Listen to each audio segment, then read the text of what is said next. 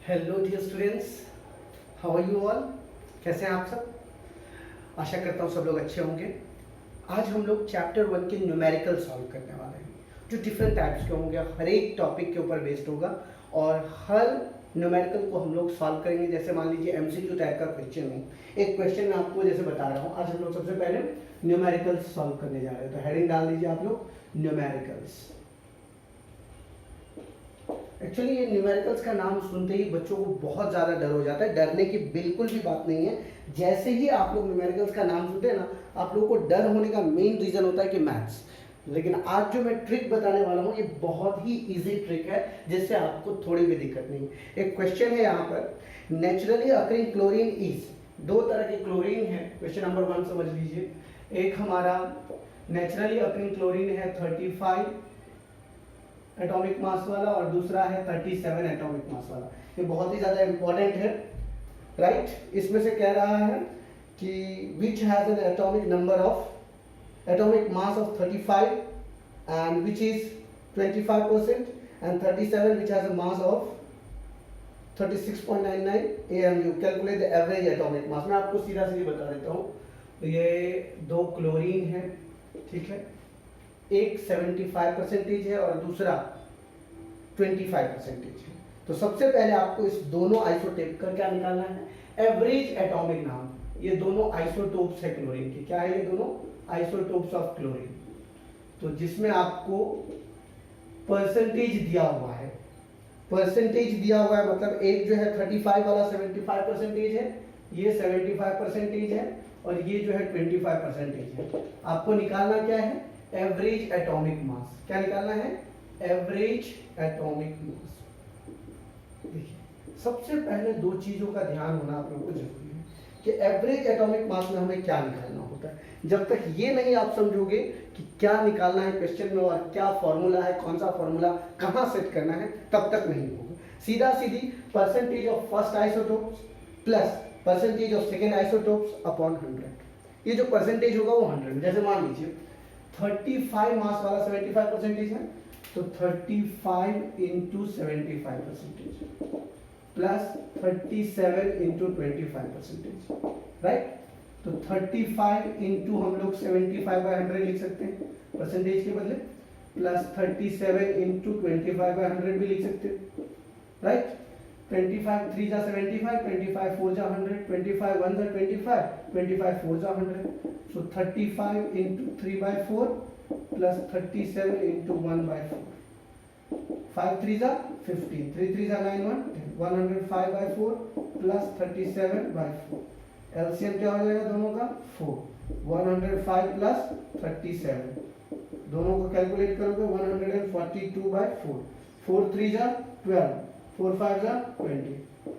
तो ये इसका एवरेज एटॉमिक मास हो जाए। कोई भी आपको पूछेगा what is the average atomic mass of the chlorine in this question, then you can easily give the answer. I hope जब आप लोगों ने जब न्यूमेरिकल्स बनाया होगा उस समय ये सॉल्व भी किया होगा और इजीली आप लोग बता भी देंगे कि कितना इसका एवरेज एटॉमिक मास है, राइट।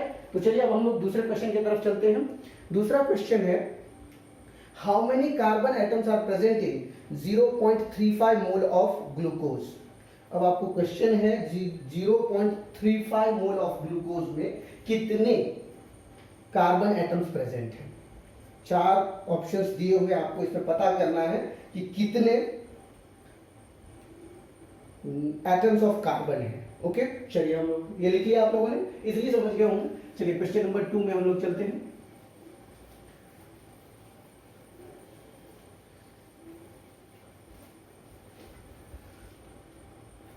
क्वेश्चन नंबर 2 है हमारा, how many carbon atoms are present in 0.35 mole of C6H12O6। 0.35 mole of, question number 2, 0.35 mole of C6H5, H5 है नहीं, ग्लूकोज है ना, H12O6, C6। क्वेश्चन को समझ जाइए कि ग्लूकोज के 0.35 मोल में कितने कार्बन होंगे। How many carbon atoms are present in 0.35 mole of C6H12O6। सबसे पहले 1 मोल में कितने प्रेजेंट होंगे, आप देख लीजिए 1 मोल में 1 मोल ऑफ C6H12O6 में कितने कार्बन होंगे? इसमें calculate the number of carbon, क्या कैलकुलेट करना है? Calculate the carbon atoms, question था कार्बन एटम्स कैलकुलेट करना है, calculate the carbon atoms in, ठीक है, ये कार्बन एटम्स आपको कैलकुलेट करना है। 1 मोल ऑफ C6H12O6 कंटेन्स कितने कार्बन है आप बता सकते हैं, और इसमें कितने एटम्स होंगे? 1 मोल ऑफ C6H12O6 contains 6 कार्बन्स, ठीक है। 6 कार्बन्स का मतलब क्या हो गया? 6Na, 6 into Na, Na का मतलब जानते हैं ना? 6 into what is the value of Avogadro number? 6.022 into 10 to the power 23 atoms। बात समझ में आया आपको? 1 mole of C6H12O6 contains 6 carbons. 6 carbons का मतलब क्या हो गया? 6 into Avogadro number, 6 into Avogadro number में हमको पता चल गया कितने एटम्स ऑफ कार्बन है। अब हमारा क्वेश्चन क्या है?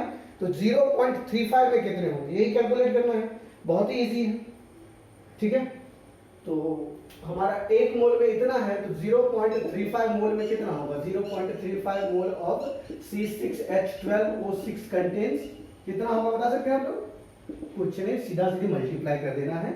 0.35 into 6 into 6 into 0.22 into 10 to the power 20। सबसे पहले ये हो गया 36 into 0.35, राइट? ओह नॉट 6.022 है, मैंने यहाँ पे 6.0 जल्दी जल्दी के लिखने के चक्कर में यहाँ पे देख लीजिए 6.022 into 10 to the power 23 atoms. तो सबसे पहले क्या करना है हम लोगों को? यहाँ पे एक को मल्टीप्लाई करो या दूसरे को मल्टीप्लाई करो। अगर मान लो इसको ही मल्टीप्लाई करना है हम लोगों को, 0.35 into 6 से मल्टीप्लाई करो, 6 2 जा 12, 6 2 जा 12 30, 6 6 जा 36, 36.132 into 10 to the power 23 atoms. Multiply कर दो भाई साहब इसको 0.35 को, 35 2 जा 70, 7, 35 3 जा 105, 105 plus 7 1112, 11, 35 plus 11 46, 4, 35 6 जा 210, राइट?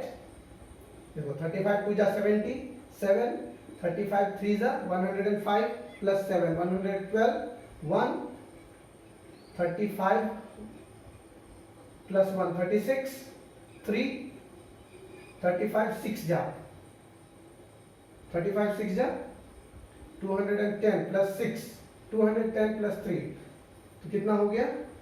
213, 213 3 21, 35 3 जा 105, 105 plus 21 कितना होगा इसका आंसर? 1.26 जैसा कुछ होगा यहाँ पे।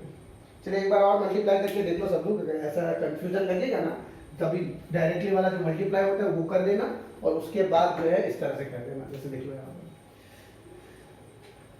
ये तो आपका पता चल गया 6 2 जा 12, 6 2 13 1, 6 36.132 को 35 से मल्टीप्लाई कर दो, 5 2 जा 10 1, 3 15 1 16 1, 5 1 जा 5 1 6, 6 5 जा 30 3, 5 3 जा 15 3 18, 3 2 जा 6, 3 3 जा 9, 3 1 जा 3, 3 6 जा 18, 1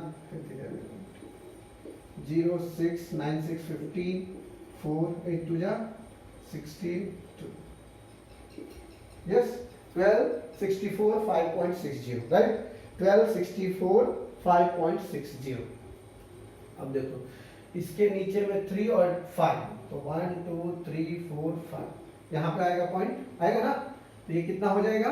12.64560, 12.64560 हमारा आंसर होगा यहाँ पे, इनटू, और लेकिन हम लोग को याद रखना है कि एक डिजिट के बाद हमको डालना है 12.64560 into 10 to the power 23 atoms, अगर हमें यहाँ पर डालना है पॉइंट तो क्या हो जाएगा 1.26456 इंटू 10⁻24 एटम्स।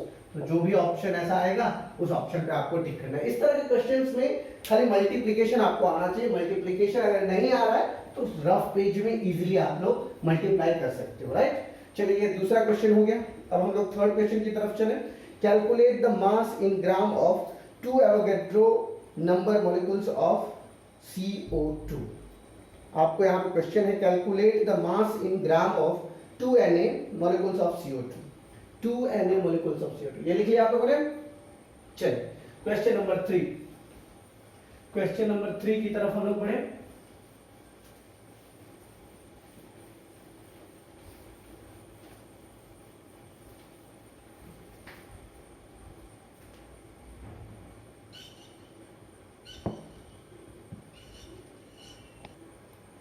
तो ये है आपका question number 3, calculate the mass in gram of 2 Na molecules of CO2। सबसे पहले आपको ये पता होना चाहिए क्वेश्चन क्या कह रहा है। आपको mass in gram of 2 Na molecules of CO2। तो सबसे पहले क्या करोगे आप, CO2 का मॉलिक्यूलर मास निकालोगे। CO2 का मॉलिक्यूलर मास निकाल करके उसको एवोगैड्रो नंबर के साथ या फिर डायरेक्टली इतना कितना Na होगा, 2 Na में कितना होगा, 1 Na CO2 में कितना होगा, 1 Na molecules of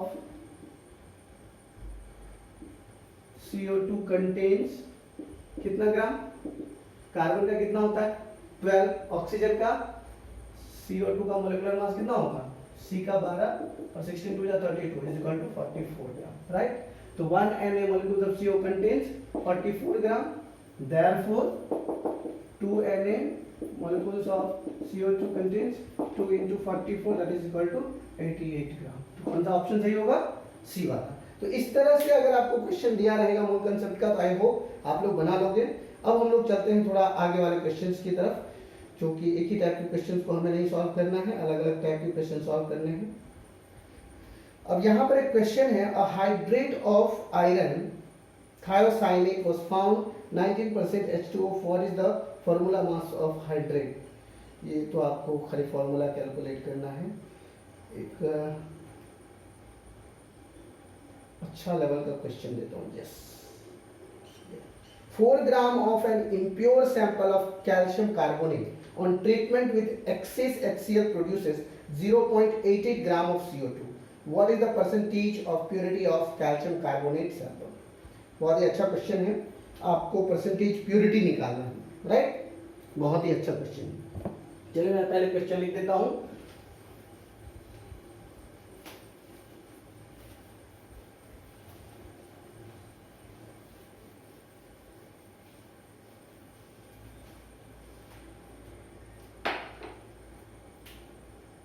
question number 4 क्या है, क्वेश्चन नंबर 4 हमारा क्वेश्चन नंबर 4 है 4 gram of an impure sample of 4 gram of an impure sample of calcium carbonate CaCO3 calcium carbonate on treatment with excess HCl on treatment with excess HCl, right, produces 0.88 gram, produces 0.88 gram CO2। Question क्या, what is the percentage purity of, what is the percentage purity of CaCO। समझ में आया question, right. Question है हमारा कि access HCl में ये कितना ग्राम परसेंटेज प्योरिटी है। तो सबसे पहले क्वेश्चन को ध्यान से सुने कि आखिर क्वेश्चन क्या कह रहा है। कह रहा है 4 gram of an impure sample, impure sample है हमारे, ओके, कैल्शियम कार्बोनेट का, जिसको हम बहुत ही ज्यादा HCl के साथ रिएक्शन करते हैं, एक्सेस HCl के साथ, तो 0.88 gram of carbon dioxide produce करता है। तो पूछ रहा है कितना ग्राम जो है प्योर कैल्शियम कार्बोनेट। सबसे पहले रिएक्शन लिख लीजिए, CaCO3 प्लस एक्सेस HCl मतलब 2HCl। जब करोगे तो ये बन जाएगा आपका calcium chloride plus carbon dioxide plus H2, right. CaCO3 है ना, H2O, H2। समझ में आ गया रिएक्शन? बताओ रिएक्शन बैलेंस है या नहीं है? बैलेंस है। अब तुमको पता होना चाहिए इसका मोलेकुलर मास और इसका मोलेकुलर मास। हमें दो चीज का निकालना है कि कैल्शियम कार्बोनेट और कार्बन डाइऑक्साइड कितना, कैल्शियम का कितना होता है 40, कार्बन का 12, 16 3 जा 48, सबको जोड़ो 100। तो 100 ग्राम कैल्शियम कार्बोनेट कितना ग्राम कार्बन डाइऑक्साइड प्रोड्यूस करता है? 12 प्लस 32 44 ग्राम, राइट। 100 ग्राम कैल्शियम कार्बोनेट कितना ग्राम कार्बन डाइऑक्साइड प्रोड्यूस करता है? 44 ग्राम कार्बन डाइऑक्साइड प्रोड्यूस करता है। तो इसको हम ऐसे लिख सकते हैं, 44 ग्राम ऑफ कार्बन डाइऑक्साइड। क्या 44 gram of carbon dioxide gives 100, या 44 gram of carbon dioxide is produced from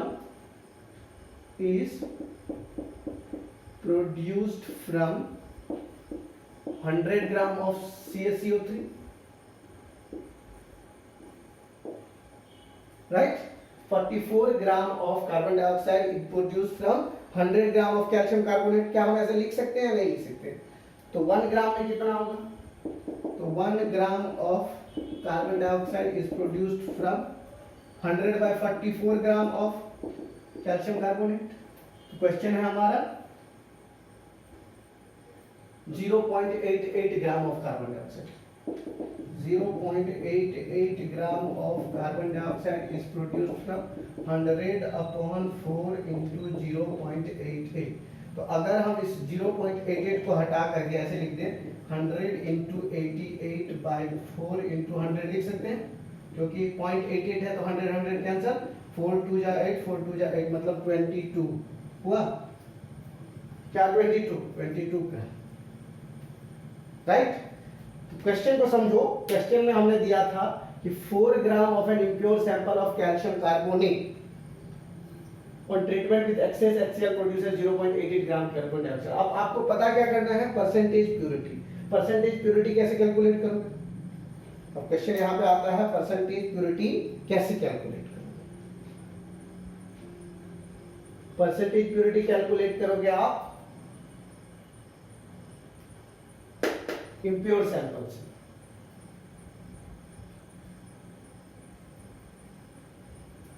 four gram calcium carbonate 44 gram, तो परसेंटेज प्योरिटी क्या हो जाएगा? Percentage purity is equal to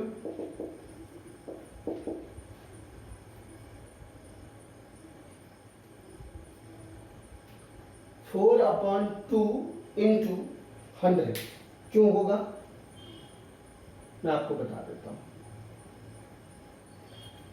ये आपका 4 ग्राम इम्प्योर सैंपल है, तो यहां पर 2/4 इंटू 100। ये 100 क्या, ये क्या और ये क्या, तो ये दोनों वैल्यू मैंने आपको बताया था। एक होता है थ्योरेटिकल वैल्यू और एक होता है हमारा एब्सोल्यूट वैल्यू। थ्योरेटिकल वैल्यू में हमारा कितना निकला है? थ्योरेटिकल वैल्यू आपका 4 ग्राम है, देख रहे हैं आप। 4 gram of an impure sample of CaCO3 on treatment with excess HCl produces 0.88 ग्राम of carbon dioxide। What is the, आपको सीधा सीधी याद रखिए ना, percentage purity is equal to 2/4 into 100। तो 2/4 into 100 मतलब हो गया 25 4 100, 25 2 50%। कोई पूछेगा आपको ये कितना परसेंटेज CO3 इसमें प्योर है, तो 50%। क्यों 50%? आप क्वेश्चन यहाँ पे आप उसको पूछ सकते हैं कि सर 50% कैसे प्योर है, राइट। तो ये आपको बस सीधा सीधी मैंने यहाँ पे क्या निकाला है, आपको यहाँ पर सीधा सीधी मैंने आपको निकाल दिया कि 44 ग्राम में जब 100 ग्राम कैल्शियम कार्बोनेट देता है तो 1 ग्राम में कितना देगा? 100/4 0.88 ग्राम क्वेश्चन दिया हुआ है। बात समझ रहे हैं ना? तो ये 22 ग्राम दिया है आपका यहाँ पर। तो अब आपको निकालना क्या था, what is the percentage purity of calcium carbonate. तो percentage purity of calcium carbonate का फॉर्मूला क्या होता है, याद है आप लोगों को? आपको लग रहा है यहाँ पे कहीं मिस्टेक है? आई होप यहाँ पे कहीं ना कहीं मैं मिस्टेक किया हूँ। देखिए यहाँ पे सबसे पहले 44 ग्राम ऑफ कार्बन डाइऑक्साइड, ओहो सॉरी यहाँ पे 44 होगा, मैं भी तो बोला मैं कहीं मिस्टेक कर रहा हूँ। 44 हो गया, तो ये आपका सीधा सीधी कितना आ गया, 2 ग्राम। तो आप देख लीजिए, ये रहा आपका 2, ये रहा 4 इंटू 100, तो 2/4 इंटू 100 50%। ये देख लीजिए आपका जो आया है ये वैल्यू जो दिया हुआ है क्वेश्चन में, एब्सोल्यूट थ्योरेटिकल इनटू 100, ये हो गया परसेंटेज प्योरिटी कैरेक्टरिस्टिक्स। देखो क्वेश्चन जब भी बनाओ माइंड शांत करके बनाओगे तो ही बन पाएगा, अदरवाइज नहीं बन पाएगा, राइट। चलिए हम लोग नेक्स्ट क्वेश्चन की तरफ बढ़ते हैं। एक दो क्वेश्चन ऐसे ही सीखोगे तो ही बन पाएगा।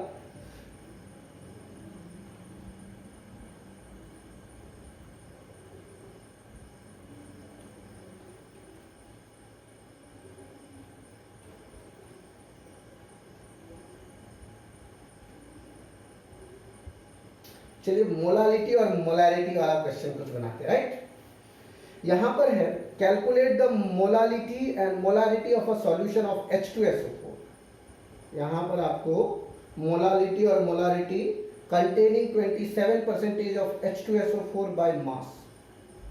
आपको क्वेश्चन दे दिया कि H2SO4 का मोलालिटी और मोलारिटी कैलकुलेट करना है, जिसमें 27% ऑफ H2SO4 बाय मास। सीधा सीधी समझिए, और डेंसिटी दे दिया है 1.98। चलिए क्वेश्चन को सॉल्व करते हैं।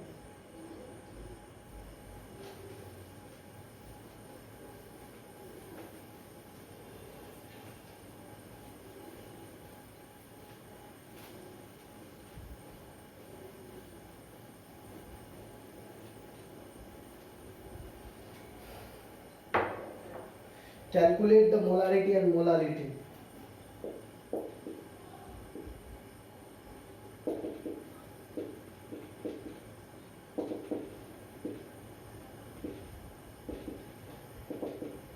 ठीक है, मोलारिटी और molality of a solution of H2SO4, of a solution of H2SO4, ठीक है। डेंसिटी आपका कंटेनिंग 27%, इसमें दे दिया है 1.98, कंटेनिंग कितना कंटेन कर रहा है, 27% of H2SO4 by mass, 27% of H2SO4 by mass.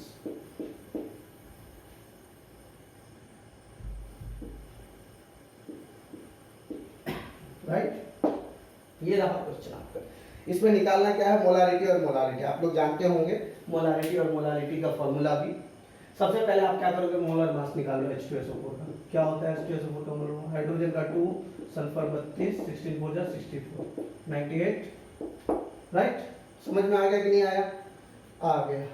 और डेंसिटी की वैल्यू कितनी है, ये sp ग्रुप क्या दिया है, 1.98 डेंसिटी ही है ना, ना डेंसिटी नहीं है भाई साहब, ये कुछ और क्वेश्चन में दिया हुआ है, 1.198। चलो छाने दो।